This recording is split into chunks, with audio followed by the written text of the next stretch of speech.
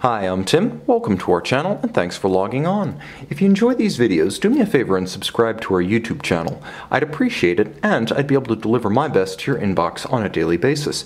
If you like the watches, including the spectacular de Bethune Matte Black, you can see them and you can purchase them on our website, thewatchbox.com, where you'll find high-res images, any boxes, papers, and accessories that may be included, and of course full pricing for this and our entire collection of pre-owned and vintage watches on thewatchbox.com. So the timepiece you're looking at is a sensation. It's the de Bethune DB28ZS Zirconium Matte Black, a sensational combination of ceramized layering, aluminum, sapphire, and yes, titanium. This is a watch that puts it all together. 42.8 millimeters across the round of the case. It uses a spectacular modular lug system to fit the contours of your wrist. In spite of being an oversized watch, it does not wear that way. What de Bethune describes as its floating lugs can be offered to the customer and even retrofitted during service in several different sizes. So this is the first DB28 that I've had in that incorporates the smaller sized floating lugs. So let's talk about the bare measurements, what changes and what doesn't. What doesn't change is the thickness, 11.4 millimeters, standard to the DB28 family with the caliber 2115.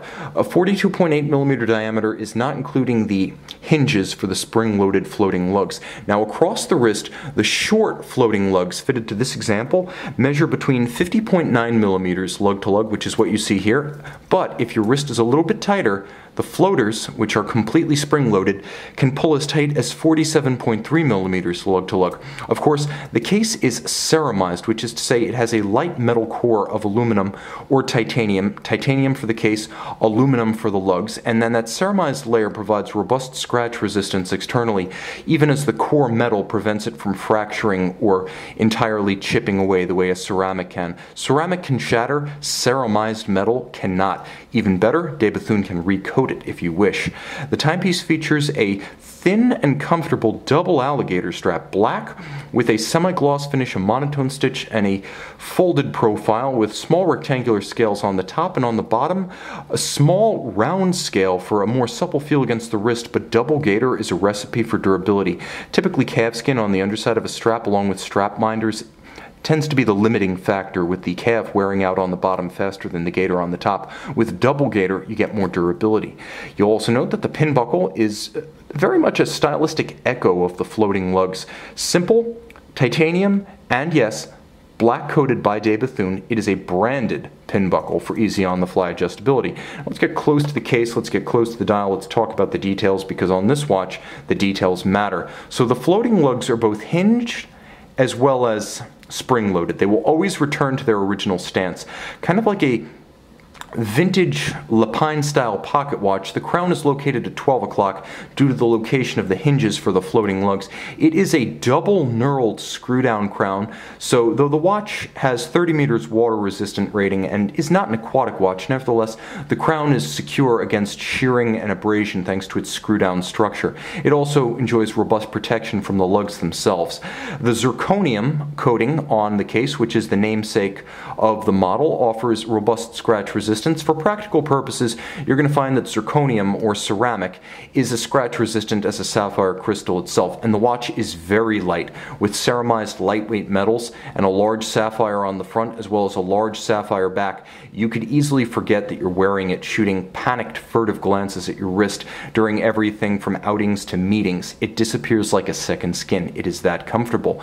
The matte black is an effective look, and this is the closest thing to a de Bethune you can wear every day that I've seen in quite some time. Easily more adaptable to different aesthetics and different attires than the blue de Bethune watches. This one flies slightly, not far, but slightly under the radar, while being better color keyed to the kind of clothes we actually wear in daily life. Now you'll note the difference between this and the dark shadows is that it is not completely blacked out. So you do have a level of legibility here that the dark shadows model does not have. So you have a silver metallic track for the minutes and hours with polished titanium hour indices. You'll note the hands themselves, a hybrid of Dauphine and Breguet, black polished of steel and finished by hand. They are exceptional handmade hands. At center, you have a Delta-style barrel bridge. Looks a little bit like a Federation era Jean-Luc Picard officer's badge from Star Trek, and of course the center of it, not piano black, but actually black polished and then coated. That's how that remarkable reflective finish at center is achieved, with linear Côte de Bethune, effectively Côte de Genève on black, perfectly aligned. You'll also note the twin bridges, or I should say twin bridge mountings for twin barrels. And the twin barrels endow the watch with a 6-day power reserve. You can see on the case back that there is a power reserve mechanism that is open for the world to see, and a radial indicator of the 6-day reserve. What you might not see is that there is also a very subtle power reserve indicator on the dial side, as this tiny polished triangular metal index moves from roughly 2 o'clock to 3 o'clock as you wind the watch manually. Now once you've wound the watch, it beats away at 28,800 revolutions per hour, and you'll note the fully black polished titanium balance bridge is triple shock protected. You have Inca block at center, which is the shock protection system for the balance staff, but then you have a spring flanking both sides of the balance bridge. A balance bridge already a good structural choice for a watch that's highly shock resistant. Here you can see that the watch also features additional shock resistance by virtue of secondary springs. The springs proprietary de Bethune, as is the balance wheel. Now it is a full disc, an annular balance with a silicon center and a white gold outer rim. It creates the maximum moment of inertia while also being highly thermally resistant, so it maintains timing throughout a broad range of temperatures. You'll also note that the hairspring is somewhat bizarre in profile, being off-centered, oblong, and though a flat hairspring, unlike any conventional dogleg flat hairspring you've seen. Well, that's because it is de Bethune's own balance and hairspring. Both are designed and made by de Bethune. The hairspring you see here gives you the advantages of an overcoil in that it has a perfect centered center of gravity and thus beats concentrically in any orientation with respect to gravity the way a Breguet overcoil hairspring does. It does so without the vulnerability of the overcoil, which is an occasional tendency with overcoils for the coils to double up over themselves or even get hung up on the regulating index. So you have shock resistance and concentric beating. You'll also note that the watch is relatively slim considering all contained within.